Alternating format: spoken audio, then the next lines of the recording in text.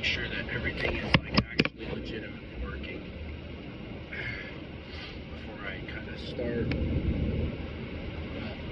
What's going on, guys? This is the first episode of the new, I guess, vlog.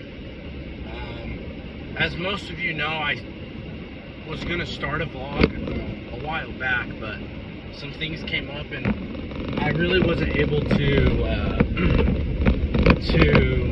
really start it up just because I didn't have the resources that I need. And I'm not the best at editing videos, but I'll do my best. I have a couple friends that are willing to help me out, and I'll give them a shout out at the end of this video. I don't have a name yet. I thought about calling it like Over the Road Trucking or something stupid like that, but I'm not 100% sure.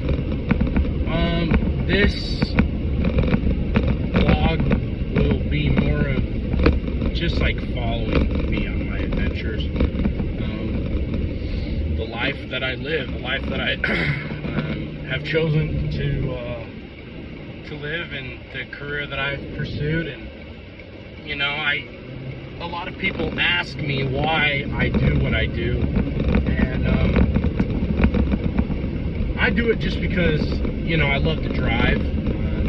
I love being able to contribute to society. Obviously, there's many other ways that I could have contributed, but I love to travel. I love to drive. I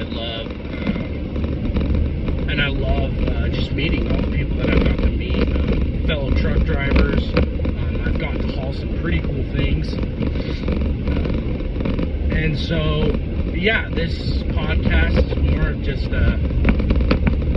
get to know the day in the life of, and, you know, there will be a couple episodes where I focus more on, you know, the rules, the regulations that I have to follow as a CDL driver.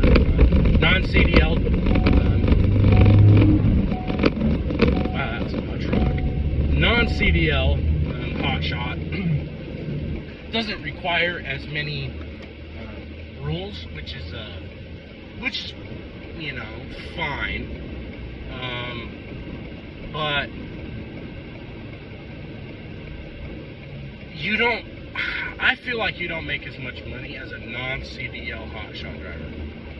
If you're gonna really invest your time, your money, and your life basically into this business, in my opinion, and my bosses and my friends that do this will tell you the exact same thing. Get your CDL. I have my Class A CDL. It took me a while to get because I kept failing the damn test, but, you know, I eventually passed, and, you know, it was good. But get your CDL.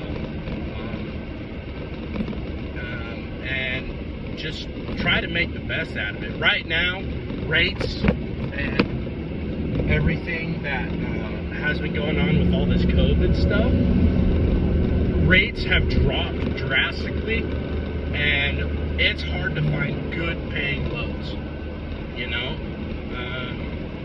You know, there's a lot of CDL guys that want to run for $1 a mile, or, you know, and it's those kind of people that ruin it for guys that actually want to run good loads, pay good mileage. And right now, the brokers and things like those guys are not being very friendly, and they're not really willing to pay what people are wanting to haul for, because the economy is in a shithole right now, and nobody has money. Like, no one has money. And so, in order for this business to run, you've got to have money, and brokers kind of ruin it for guys. In a lot of ways, it's better to have direct customers than go through a broker, because one, brokers will freaking cheat you out of just about anything. a lot of times they cheat you out of your payment, and they always take a percentage of what you make, along with dispatchers. Dispatchers, depending on the what's the word I'm looking for, on the experience level of a dispatcher. Dispatching fees in this industry for Hotshot probably start from 5 all the way up to like 15-20%. 15-20%, you're looking at a really good dispatcher, someone that's willing to keep, not willing, but someone that can keep you rolling, keep your trailer loaded. Because when you don't have a load on your trailer, you're not making money, you know. And you always want to deadhead as little as possible to get a load. I've deadheaded multiple times. I mean, I think the biggest deadhead that I've ever had to do was from Bozeman, Montana to Missoula. That was like a 5.5, 6 hour deadhead, and I didn't make a single dollar. It was just draining out of my pocket. And same with the companies. But I ended up getting 2 cars headed back to Salt Lake that weren't too bad. So anyways, like I said, this podcast, or not podcast, but like kind of vlog, I guess, is more of just kind of for you guys, you know.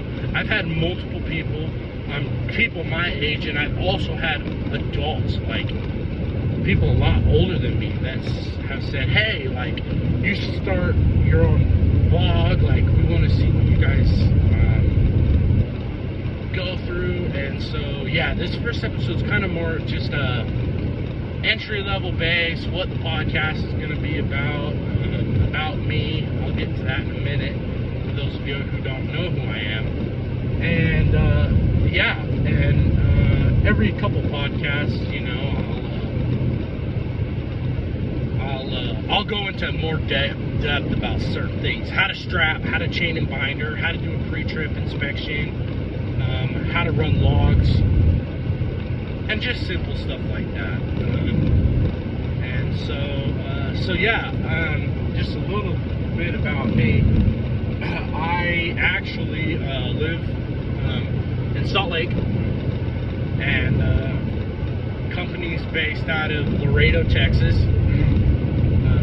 The guys that I work for, really cool guys, really laid back, and they keep me running pretty good. All of last week I spent on the East Coast. I was in Chicago, was in New York, Maryland, Kentucky, Indiana, you know, and all these other places. But, you know, I used to stay local, and I guess local to me is anything under like 10 hours, I guess. But I used to run California, Oregon, Washington, Idaho, Montana, Arizona, things like that. But then I started spreading out, and I started going farther away from home. And, you know, it's been good. You know, but I'm going to tell you something right now. This job is not for the faint-hearted. If you're married, or you have a girlfriend or a significant other, realize that it's going to take a strain on your relationship. No matter the situation, no matter what you say, it will take a strain on your relationship. And if you can find someone that's willing to put up with the bullshit that goes on with this job, and put up with you being gone 3, 5, 6 weeks at a time, that's amazing, and you need to stick with it. If not, that's okay. It's okay to be single, you know? It's okay to focus on yourself, run hard, make that money, you know? I feel like in today's society, everybody kind of just, oh, my relationship is important, I don't really want to go to work. Go to freaking work. Get a job. Don't be lazy. We have enough lazy people in this country. And I'm young. I'm only 22. But you know what? You know, I grew up learning how to work hard. I was lazy. Yeah, there was a period of time where I was super lazy. I didn't want to do anything. But now, this job is not for anybody that's lazy. Do I sit a lot? Yes. Do I spend more time just sitting and not doing anything? Yes. But I have to tarp loads, I have to strap loads, I have to chain loads, I have to unload and load. And that's pretty physical work sometimes. Especially when it's 100 degrees outside, or it's like 10 degrees outside, freezing cold no matter what. You're always having to do something. You're always on the move. You always have to be alert. Always. There's a lot of idiot drivers out there, and and one thing that I've always had is people never give us enough space, and they always find us that we're inconvenient. Sorry guys, I'm thirsty and I'm trying to get over a cold that I've had. No, it's not COVID. And yeah, if you see somebody driving, a big rig or whatever, give them space. Let them come over. If they need to pass you, let them pass you. And one thing that I've really learned, and that's kind of bothered me, is when this whole pandemic started, like, truck drivers were all of a sudden heroes. Like, what the hell's that?